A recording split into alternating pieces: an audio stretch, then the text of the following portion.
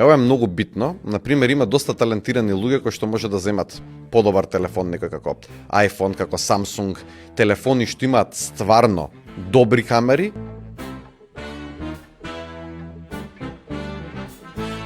Меѓутоа, повторно, за добро видео ти треба добро светло. Ако излезеш надвор на терен, што би се рекло, и надвор е многу сончево, позади тебе е светлото и некој те снима со мобилен, без разлика со каков тип на апарат те снима, видеото нема да личи добро. Меѓутоа, ако најдеш некое место што наликува на студио, со обично мало ефтино светло, знаеш како да го наместиш, знаеш како да го снимиш видеото, можеш и со мобилен да извадиш прилично добра содржина. Меѓутоа, кога е професионална продукција, кога аудиото е феноменално, кога видеото е добро, кога светлото е добро, кога сценографијата е добра, пример, одма изгледа по-професионално. Самите алгоритми се повеќе и повеќе кажуваат дека сакаат квалитетна содржина. Квалитетот зависи од квалитетот на продукција, меѓутоа и тоа што се кажува и како се кажува. Ти можеш да имаш феноменална продукција, ама ако немаш нешто интересно да кажеш, нема да биде тоа видео добро.